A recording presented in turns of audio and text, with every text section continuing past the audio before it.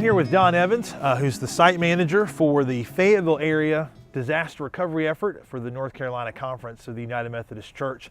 Don, we're sitting in one of the neighborhoods where the storms came through last year. It's been just over a year, about 14 months. Tell us a little bit about how far we've come and maybe even how far we still have left to go. We've basically just gotten started. Okay. It's been, as you just alluded to, it's been 14 months, but things have been slow. And it was mainly because the process of rebuilding, we had to not only start the rebuilding aspect of it, but we had to go and do the tear out part to get the homes to where we could start rebuilding. And most of what we do is done by volunteer labor. And so having the volunteers come in and work, we just have to schedule them and do it pretty much when they can be here to work with us. And so it's been a little bit of a slow process. Sure. You mentioned that a lot of the work gets done by volunteers. If people are watching this and they say, I want to get involved, or I've been thinking about getting involved, how can they do that? Is there a place where they can come? How can they get in contact with you? Is there a place for them to stay while they're working? How does all of that work? Absolutely. The beauty of the Methodist organization is that we have a disaster recovery organization in the Methodist Church itself. You can contact the Methodist Conference and just let them know that you're interested in coming to help, and they in turn will get in touch with us and let us know, and you come down and stay with us. Speaking of staying with us, that is a blessing that we have, is that Haymount United Methodist Church has allowed us to use their youth center to house individuals when they come, and we can sleep up to 54 people. Wow. In the youth center.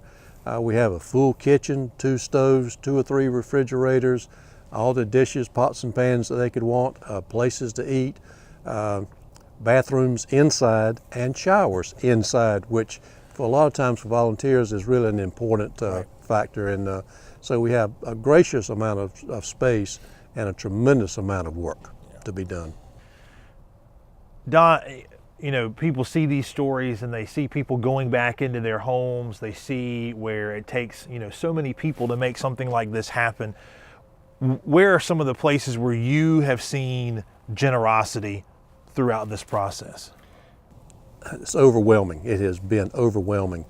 Again, I just alluded to Haymount United Methodist Church. They have been a gracious, gracious host, not only allowing us to use their youth activity center, but also in funding our part of our disaster recovery. The other Methodist churches in town have done likewise and given us funds to use, as well as given us volunteers to come and work.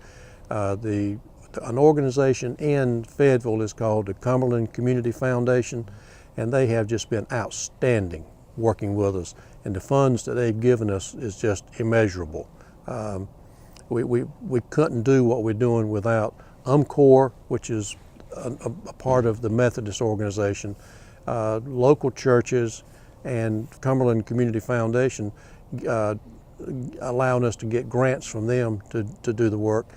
Individuals have actually given us funds to use, and that's a blessing within itself, because again, it's a lot of people that got harmed, and I should say most of the people that were harmed didn't have insurance. Right. And if they did have insurance, they were underinsured. And that's who we primarily work with, are underinsured or uninsured homeowners. Yeah. And there's a lot of them left. When you get somebody back into their home, when you bring them there that day, you give them the keys and you say, this is yours. Once again, it's been put back together and it's ready for you to live in again. What's that feeling like? What is that like for you? What is that like for them? For us, it is the epitome of why we're here. We work daily to ensure that these homeowners, each and every one of them, if possible, will get back in their home as quickly as possible. And once that happens, that's just that's just why we're here. Just recently, we've had 2 homeowners to go back in their homes.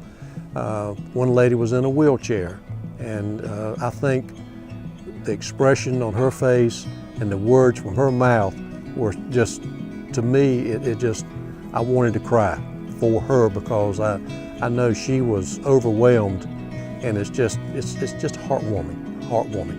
Don, thank you for sharing all of that. There's still lots of work to do. If you're interested in helping out, you can visit nccumc.org/disaster. All the information that you need is on that page. We hope that you'll take the time to check that out and find out ways that you can volunteer and you can be involved.